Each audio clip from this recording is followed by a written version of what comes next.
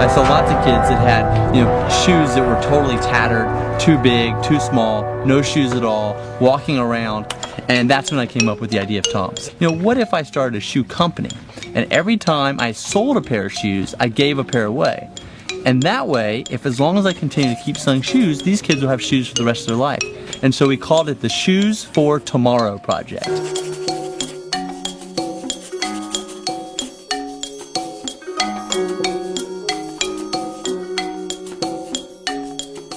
I made 250 pairs because that was how many kids were in the village, and I put them in 3 duffel bags and I went back to the United States. We'd only been in business for 2 weeks.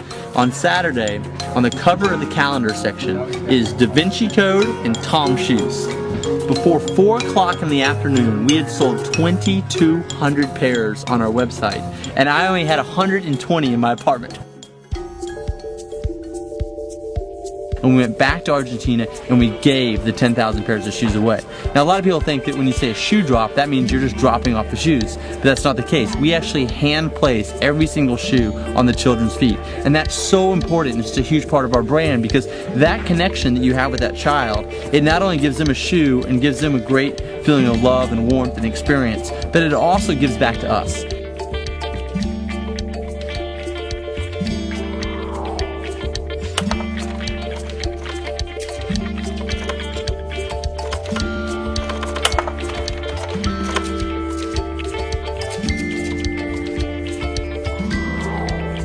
And then the big haul happened, and that was Vogue magazine. That was game changing.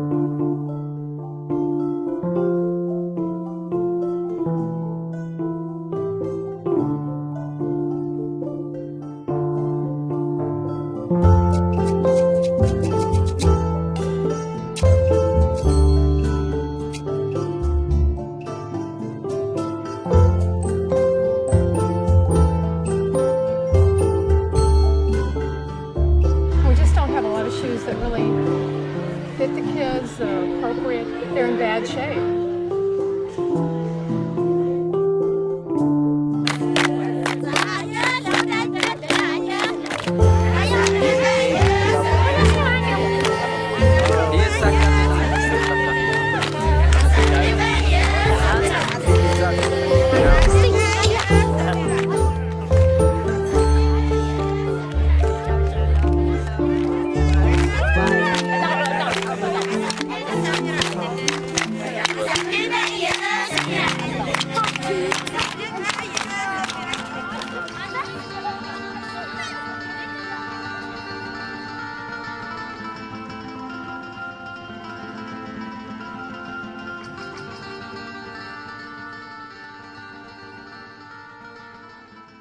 So I'm Blake Mycoskie, founder and chief shoe giver at Tom's Shoes. It really is a pleasure to be here. You know, since starting Tom's, and as Ashley said, the original reason was to help kids get shoes. I think what I've become more passionate about, or as passionate about, is telling our story and inspiring other people to think differently about business. Because I think Tom's is showing that business and charity, or business and public service, does not have to be mutually exclusive. Actually, when they come together, it can be extremely powerful. So as you just heard, I was in Argentina 2006, met some kids that didn't have shoes, and also some very generous of spirit as social workers really trying to do something about it. They were going around asking people to give used shoes, old shoes that they would take and donate to the kids in this village, Los Pilotones. But when I went with them and saw it, and this was, mind you, my first time to ever do anything in the volunteer realm. You know, I'd been spending the last 10 years just starting companies and being an entrepreneur. When I went with them the first time, I saw these beautiful kids with not so beautiful feet, and them trying to put these shoes onto their feet to protect them.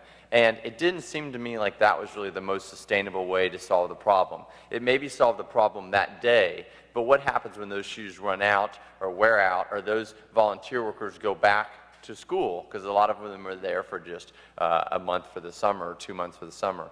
And so the next morning is when I started really thinking about this, more from an entrepreneurial standpoint than from a charitable standpoint. And the idea that I came up with was, you know, what if you could actually create a shoe company, a for-profit business, that for every pair of shoes we sell, we give one away, and still be able to charge a reasonable amount, which our shoes are about 40 bucks. So a lot of people could participate. And originally it was just a small project. I had another technology company I was running. It was called the Shoes for Tomorrow Project. Our goal was to sell and give 250 pairs of shoes away. And I thought I would sell those 250 pairs to my friends and family and around Los Angeles where I live. And then I would go back and give them, and it would kind of be my excuse to go back to Argentina a couple times a year. So, you know, as many of you know, my little project really took off. In the first 4 months, we sold 10,000 pairs out of my apartment in Los Angeles. We were written up in Vogue magazine, Time magazine, GQ, you name it. And then I got to do something which really changed my life. A lot of people say, did your life change when you had the idea for Tom's Shoes? And while that would be very romantic and noble to say, the answer is no. I thought it was going to be this small side project that would be part of my life, but really wouldn't change my life. My life really changed when I went back and I gave 10,000 shoes away. I took my parents, I took my brother and sister, I took some of my initial interns and friends, 16 of us, and we went and spent 2 weeks going from school to school, village to village, all throughout the poorest areas of Argentina, hand placing these shoes on these kids' feet. And seeing the excitement and the joy that the kids had and their parents, because now, I mean, there's so many stories I could talk about where kids, literally, brothers and sisters, would rotate a single pair of shoes every 3 days, so they would get to go to school maybe 1 to 2 days a week instead of all 5 days a week. So the sister would go, come back the next day, and now her brother takes the shoes and he goes to school the next day. And when I heard this, it just blew my mind that there were schools available, the education was not happening just by the fact that they didn't have, you know, a pair of shoes. So that trip, when I experienced that and gave those shoes, really changed my life. And I came back and I sold my technology company, and I started hiring executives from the shoe industry, and we started really growing the business. As you heard, we've given away 150,000 pairs of shoes in about 2.5 years. But what's even more exciting to me is this year alone, we'll give well over 300,000 pairs of shoes. So our growth is absolutely exponential. Even in this retail crisis, our sales each month are doubling. So it's very exciting to see this model, this experiment, if you will, actually working. So I thought today, in the few minutes that I have to talk to you, thinking about public service, and that most of you are here, and after you finish your time here, you're probably going to get a job either in a nonprofit or government work, from what I understand. And I think that what I want to share with you is a little bit about the business aspect of Tom's. And the reason I want to share that with you is because I think it's important that even if you are going to work in the nonprofit field or in government, as as we go into the future, it's important that those sectors work with business to create the maximum good. In the past, it's been, company builds up, makes a lot of money, and then they say, well, we should be good stewards of the community. Let's talk to those nonprofit folks about how we can give some money away. But it's better when you actually start working together from the beginning. And I think it creates a lot more awareness. So I thought I would give a few examples of just how giving is not only makes you feel good, but it actually is a very good business strategy in this day and age. The first example is your customers become your marketers. Tom's has never spent $1 on traditional advertising, yet we're one of the fastest growing shoe companies in the world, and profitable, by the way. So the thing is that when you have a store, when you have a cause you're doing something you're very passionate about and transparent about, your customers will then tell your story. As we talked about in Brooklyn, people talking on the street that might not talk about their shoes and about the fact that kids are somewhere running around with these shoes that they've made possible. One of my favorite stories is I was in the LaGuardia airport about, 4 or 5 months after I started Tom's. And I normally wear Tom's every day, but this particular day I was rushing to catch a flight, and I had my running shoes on because I had worked out earlier in the morning. And I went up to the the electronic terminal where you get your ticket now, and I looked down and I see this girl wearing a red pair of Tom's. Now at this date, and 5 months into the project, had never seen a person actually wearing a pair of Tom's, except my family or my interns or my girlfriend at the time. So this was a very exciting moment in this for me, because here's a total stranger, thousands of miles from our headquarters in Los Angeles, wearing a pair of Tom's. So I tried to be as cool as I could be. I turned to her and I said, "Excuse me," I said, "I really like your shoes. What are those?" And she kind of looked at me and her eyes kind of lit up and she said, "Tom's." And I said, "Oh, that's really cool." And I went to finish my checkout, and she literally grabbed my shoulder, pulled me away, and she goes, "No, but you don't understand. This is the most amazing company in the world. For every pair of shoes, there's this guy. He lives in Los Angeles, and he went to Argentina." I mean, she literally knew my story exactly. Now, when I originally went to Argentina, and most of the video on there, I had this big, crazy mop of hair. I've cut it a little bit. But at this point, I had really cut it all off, so I looked a little bit different. And I started laughing. I said, "Oh, I'm sorry. Yeah, I had to ask. But no, I'm Blake. I started Tom's." She goes, "I knew you looked familiar. You cut your hair." So it was... But that moment was really a turning point for me, because I realized 4 or 5 months into this, we'd only sold maybe 4,000 or 5,000 pairs at this time. If this is someone's passion at LaGuardia Airport at God knows what time in the morning, I can't imagine what happens when there's 10,000, 100,000, 200,000 people out there doing this. And I think that's a reason why Tom's growth is really starting to be exponential, is that now that we've sold and given away 150,000 pairs of shoes, that means there's 100,000 plus people out there telling the story. And then next year there'll be 400,000 people. And the year after that there'll be 1 million people. And who knows, Tom's might be the largest shoe company in the world someday for that very reason, because everyone out there is telling our story.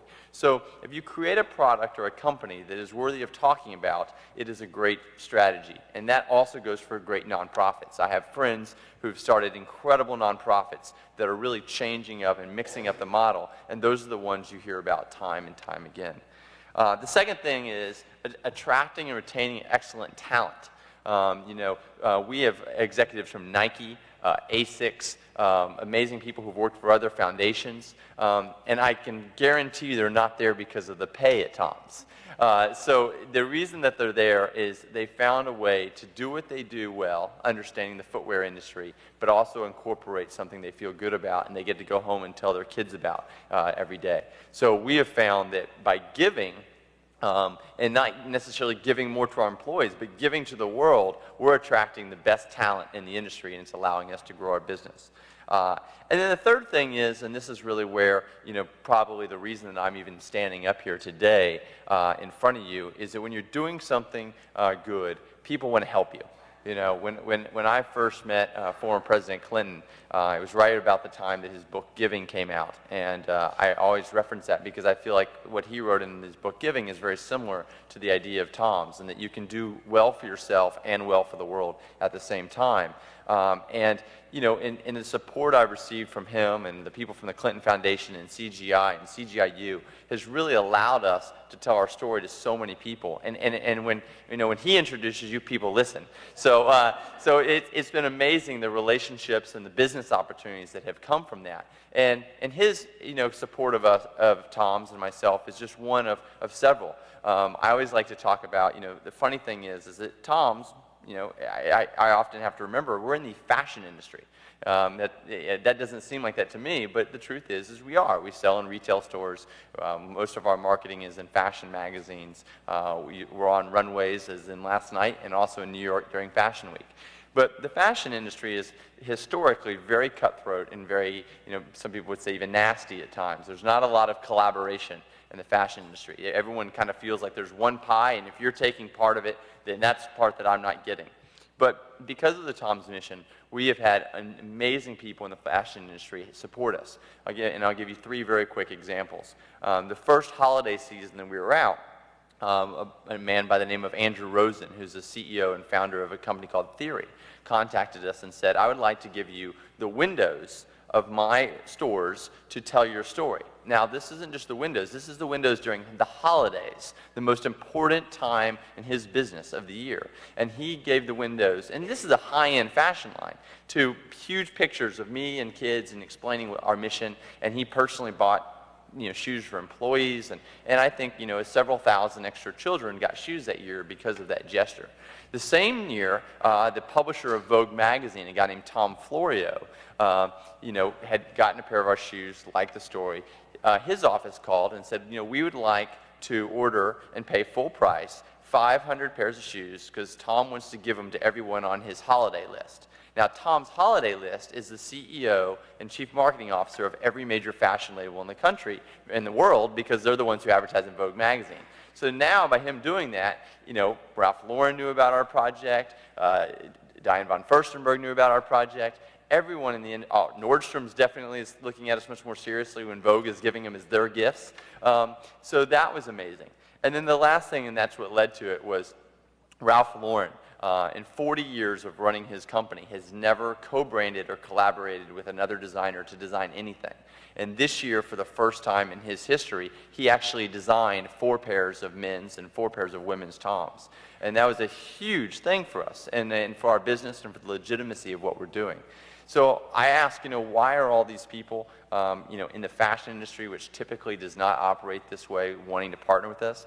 I don't think it's just because they're good people. I think it's because they see it as good business. Because when their customers see that they're doing something to make the world a better place and doing it in an authentic way, their customers feel better about their brands. And I guarantee the people that went into those windows at Theory, they didn't just leave with a pair of Tom's shoes, they probably left with several $1,000s worth of Theory merchandise. So my point is that as you go into the world and look to your jobs and public service, is really don't look at public service and business as mutually exclusive. Because I think that, and I hope that, more and more companies will become like Tom's shoes. And so for every person that goes into public service, hopefully there's another entrepreneur that's coming up with a crazy idea of a one-for-one business model or a model that gives back in this way.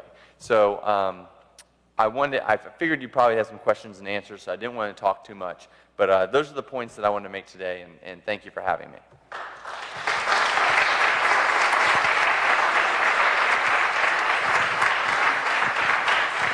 We have a microphone here for any Q&A. Just raise your hand and we'll get a microphone to you. First question. Come on. Usually everyone has questions. Hi, I have a question from a more aesthetic standpoint. How did you come up with the design? Sure. Okay, so the design. So there's a traditional shoe called the Alpargata in Argentina. It has a rope sole. It's very similar to an espadrille. A lot of the, originally when we said that I was on vacation, it's even worse than that. I was actually there learning to play polo of all things. So I mean, the least noble cause in the world for me to get to Argentina.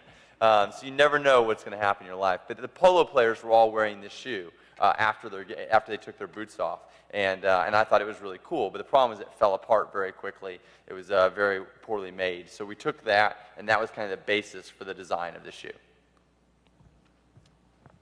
Chad? Hi, Chad Williamson. I'm a student here. What was the capital? What were your startup costs? You know, that's hard. The question is, what were the startup costs? It's always a hard question to answer because the initial production, like I said, was only 250 pairs of shoes. And between the research and the travel and stuff, it was probably no more than $5,000. But as soon as we saw that it was really taking off, you know, we had to go to our bank and get a pretty significant line of credit, which I had to personally guarantee and still do. So, you know, I would say, you know, if you were to go out and start Tom's Shoes with equity capital, it's about $500,000. Hi, thanks for coming. I was wondering, before you started Tom's Shoes, did you have experience in the shoe industry? And would you just speak in general terms about starting a social business in something that you don't have experience in? Sure. So I had absolutely no experience whatsoever in fashion or shoes. The company I was running at the time was an online driver's ed company that created the curriculum that students learned in California in the classrooms and took it online. And we were providing education that way. And then when you did your driving behind the wheel, we were the first company to use exclusively hybrid vehicles. And so that was the company I was running. So I was as far away from shoes and fashion as you can be.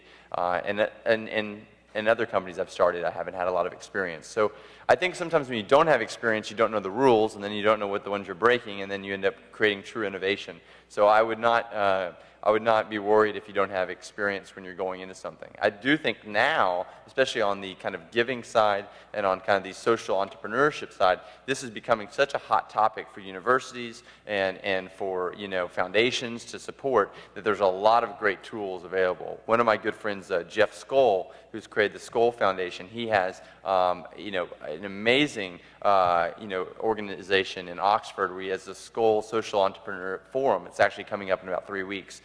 Which provides a ton of training and resources. And then also his foundation gives lots of grants for nonprofits wanting to do things in a more socially entrepreneurial way. So there's a lot of resources out there. If you don't have experience, I wouldn't be worried. I would just do it.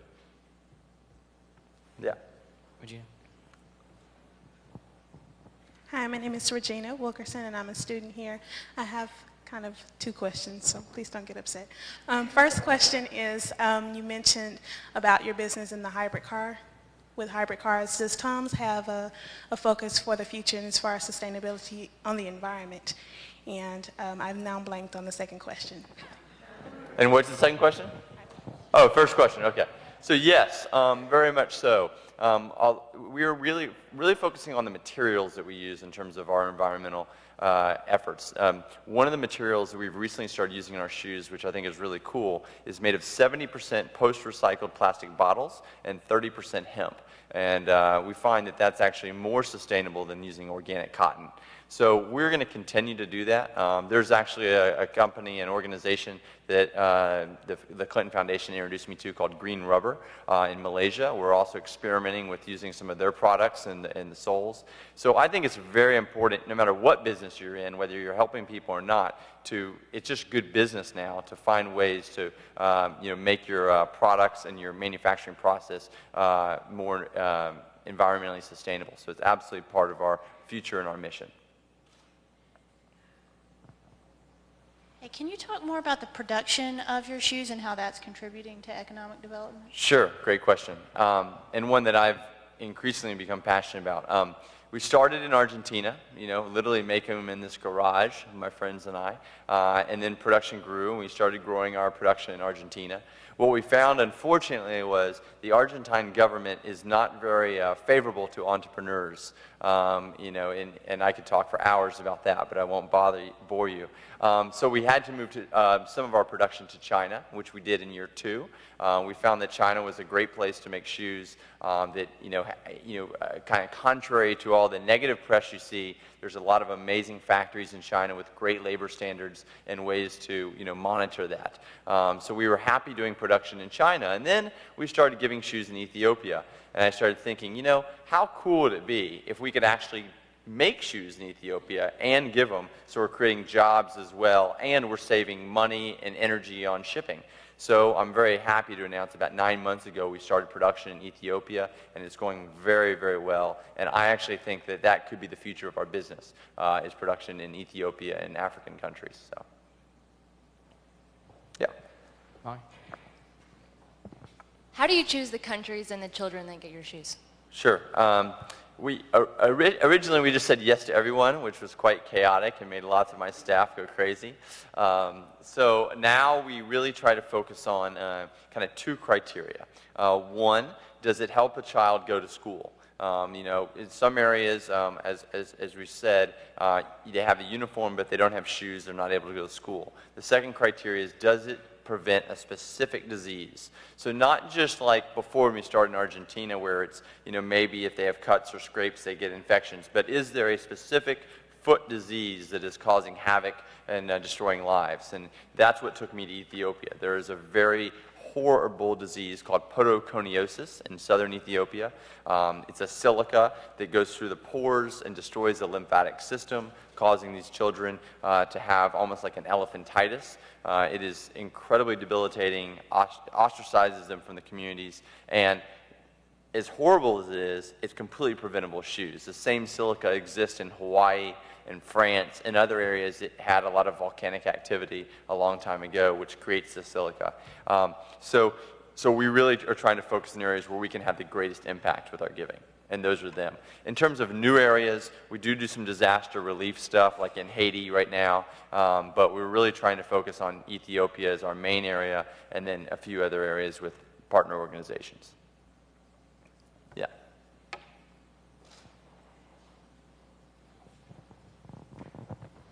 I'm called Tezra. I'm a student in this school. Now, most of the factories have been accused of polluting the environment. How environmental friendly is your company? Thank you. Yes. You know, the other day I was talking to someone actually last night about this, is that, you know, they were making socks, and they were talking about how, you know, bamboo is a very sustainable, environmentally friendly, you know, material, but if you create a ton of waste when you create the material, it kind of counter affects, you know, your impact. That's something that we are working on. We are definitely, I wish I could stand up here and say we had a factory in Ethiopia that was 100% green and no carbon footprint, but that's just not really practical yet. We're really focused on trying to use environmental materials and also creating new jobs in areas that didn't have them, but that's on our list. So we're continuing to get there. I don't know the exact answer, but I know that we are not 100% green with our factories. Yeah. If there are Clinton School graduates and they get their diploma and whatever and walk across the stage and they said, man, I would like to go to work somewhere in the world for Tom's. Yep. Is there a role that these people here can play in these students? Sure. Graduates. Tom's is growing very fast. We're hiring every day. So if you like sunny California, that's one spot. But then also in some of the developing areas, Ethiopia specifically, we're going to be building out our infrastructure there in terms of scaling up our giving. We're actually in the process right now of looking for NGO partners that can help us scale in Ethiopia. So if you know of any in southern Ethiopia that you really like and respect, please email me at blake@tomshoes, because that is a big initiative. But as we work with partners there, we'll also be hiring people to help product manage you know, our efforts there. And then in terms of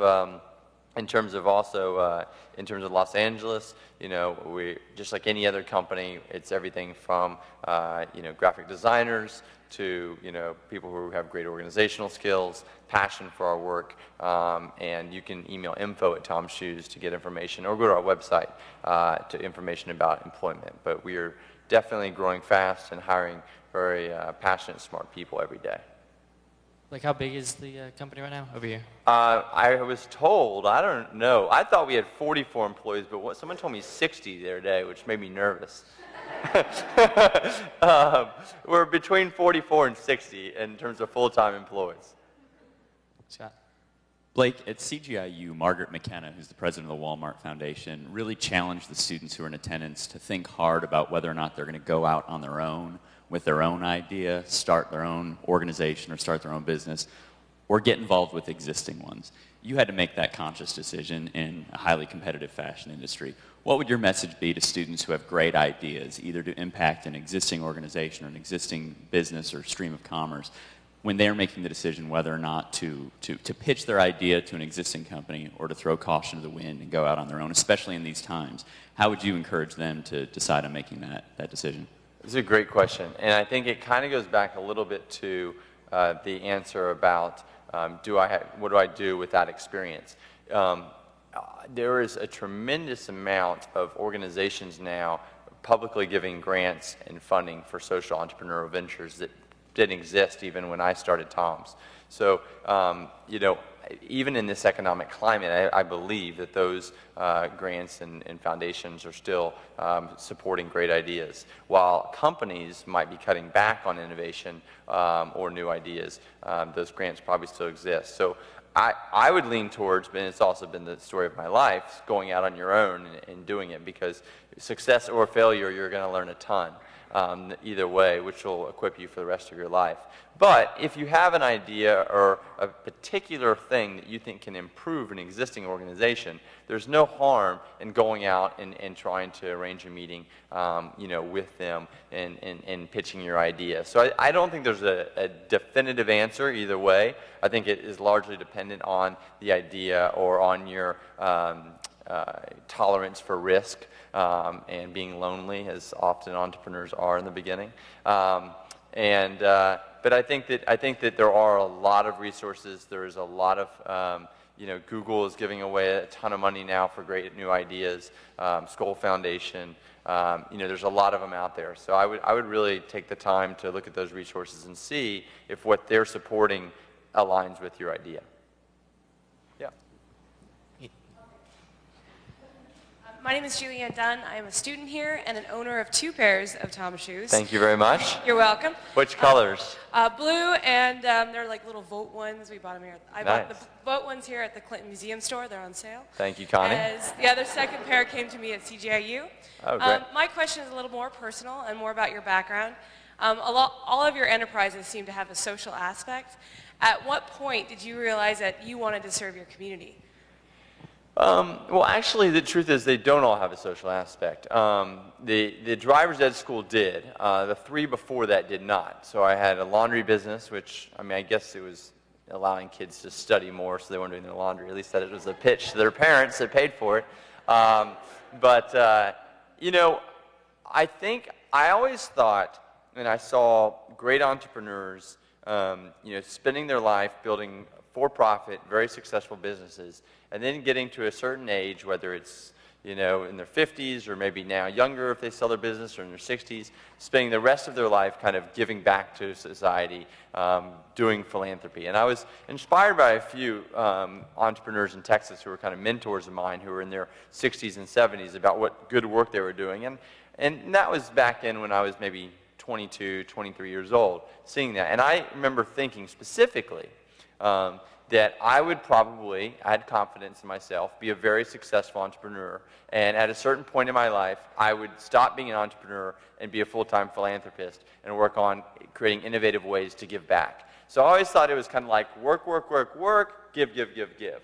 And so that was always kind of part of my DNA. On my MySpace page back years before I started Tom's or Driver's Ed Direct, it said, you know, I don't believe I'll be remembered for what I created or made, but what I gave away. And it was always part of my kind of thought. But it wasn't until Tom's that I realized I could actually do both at the same time, and that's why I'm having so much fun doing what I'm doing.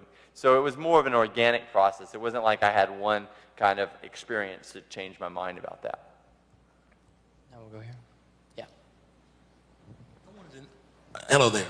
My name is Bruce. I'm a local person here. I was wondering, how does the giving impact your financial statement in terms of IRS and things? Does that work well for you, that your accounting kind of calculates how much you give as opposed to how much it costs to make that? Sure. I mean, you know, the model from a financial perspective definitely affects our margins greatly. So, you know, we're never going to be a shoe company like a Converse or Nike with their gross margins. We know that. We know that going into it. It wasn't our main goal. But what we found, and what's very interesting, is it goes back to one of the points I said earlier, is that when your customers become your marketers, all of a sudden you're not having to spend the millions of dollars in advertising that other shoe companies are. So while it definitely has affected our gross margin, in terms of our net margin, it has had some impact, but not as much as one might think, because we're spending a lot less money on advertising than other shoe companies.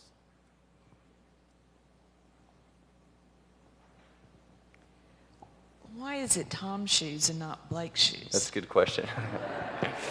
That's usually the first question. So when I started originally, it was going to be the Shoes for Tomorrow project. And the idea that we would sell a pair of shoes today, we'd give a pair of shoes away tomorrow. We thought about calling them Tomorrow Shoes. The little tag is about this big. That would never fit. So I decided to call it Tom's, short for tomorrow, and now short for a better tomorrow. I had no idea that this project would be as successful as it was, and I'd be standing up doing public speaking 4 times a month. And so I had no idea that, I didn't anticipate the fact that everyone would want to know who is Tom. So one of the things that we have done, and we've really used it as an opportunity to really talk about kind of what I think is the ethos and the culture of our company in Los Angeles, is really we're all Tom. Anyone who buys a pair of Toms is Tom, because you're all believing in a better tomorrow. So sometimes when people come to the office, someone will say, "Where's Tom?" And of course they're looking for me. And someone will point over to maybe one of the other guys that kind of maybe looks like me, and like, "There's Tom." And they'll go over to him and be like, "You Tom?" Like, "No, she's Tom." And we kind of play this game where we send people around, because in a sense we're all Tom, and that's something that we're really trying to kind of message and incorporate into our culture in Los Angeles. Is that I had the idea, I maybe did some of the heavy lifting and hustling in the beginning, but now what's going to take this from a company that's giving 150,000 shoes away to millions of shoes is really all of you guys and everyone in LA. So it's really all of you guys being Tom. Anybody else? Right here. Are you ever planning on becoming like a global company and expanding beyond your core regions of Argentina and Ethiopia? Sure. Well, in terms of global, we're very global in terms of our sales now. About 35% of our revenue will actually be outside the United States this year, and I think in 2010 it'll get over 50%. So we're now selling in Germany, Scandinavia, Australia, Japan, Korea. You name it, we're probably selling at least in a few stores there. So we're very global in our approach to sales. And in giving, yes, we'll continue to expand. I think that we have our work cut out for us in Ethiopia, and I'm really trying to keep us focused there, going very deep instead of very wide. But as natural disasters happen and different reasons for giving come up, we will continue to expand our giving. New question? In the pink. She's wearing a pair of my wrap boots, so I'm giving her preference. This is something that I had so much fun creating this year. So we had the traditional Tom shoe, and a lot of my retailers were saying, we need something to wear in the winter, in the fall. Your shoe is more of a summer shoe. And I didn't want to just create a regular boot. So what I did is I took the Tom shoe, and I took a bandage from a horse, because we started in Argentina, and I love horses, and I love the Argentine culture. And I always thought it was beautiful when the horses came out onto the field, and they had these bright colored wraps on their leg. So we took the wrap and we took the Tom shoe, we connected them together, and we created this awesome booth that these two lovely ladies are wearing. And so it's always fun as a designer to see your creation being worn so well. So what's your question? How much profit does your company make for each pair of Toms that you sell? Oh, great question. It's hard to have a profit per shoe because there's such a general overhead and the cost of giving. So we know the cost of making our shoes, but when you go to Ethiopia and all of a sudden the customs doesn't allow you to bring shoes in and you have to get storage for 3 weeks, and the costs start adding up pretty greatly. Our goal is to have like a net margin of about 12%. We were way below that this year, but we were profitable this year. So we believe as our business grows, our fixed overhead will stay hopefully the same, and we can reach that goal. But my goal is I think we can be a very profitable and sustainable business at about a 12% net margin is a goal. Not there yet, but we're on our way. Hi, my name is Heather Raymond, and I'm a manager and buyer of a local boutique here in town. And Yeah, we met last night. Yes, we did, and I'm happy to say we got our first shipment of Toms yesterday, so Very good. we're thrilled to be able to sell them and support and be a Tom ourselves. My question is, as a boutique manager, where would you say the bulk of your sales are? I've been to your website, and you have a beautiful online presence. Do you have more sales through your internet service, or do you think the boutiques is the bulk of your sales? It's about 60% retail, 40% online right now. I think the retail number will grow as you just got your first order of Tom's shoes, so that's an example right there. You know, I think that the retailers and you know, we have to have the right retailers. We have to have people that are really passionate about telling the story. Connie is a great example of this, and that when she started carrying Toms in the store, it wasn't like she just put them on the shelf. She really merchandised them. She really told the story, and that's why I think that they've done well there. And I think that as retailers get more engaged in not just selling the latest item and actually telling stories that people are going to connect to emotionally, which in this type of economic time, that's the products that are going to sell. People who are going to stop buying the commodity products, the same black pants that they have, they'll wear the ones that they have or whatnot. So it's really emotional purchases that we're finding are happening. So I think that our retail sales will grow as fast as our boutique owners and our department stores come to the realization that telling the story is the most important part. Like, do you ever turn down a retailer? Every day, unfortunately. And that's a good question and a tough one. Is we get contacted, by, and we're very fortunate, by every major retailer you can imagine. And while you think, okay, well, Tom's, we're in the business to give as many shoes away as we can, so we should sell as many.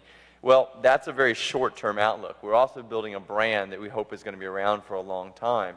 So some retailers who maybe aren't the best for building your brand, while they might be able to sell and give away a lot of shoes in a month or a year, they might tarnish the brand for the long-term longevity. So we have to really monitor that very, very closely in terms of not making sure that we also support our retailers. So we don't put, if you have a Tom's, you're selling Tom's, you're really promoting it, and then if there's a store, 3 blocks down, or not even 3 blocks, but 3 doors down that sells Tom's, that's going to hurt the business of our retailer. So we really try, and we spend a lot of time and money thinking about that so that we support our retailers as they support us.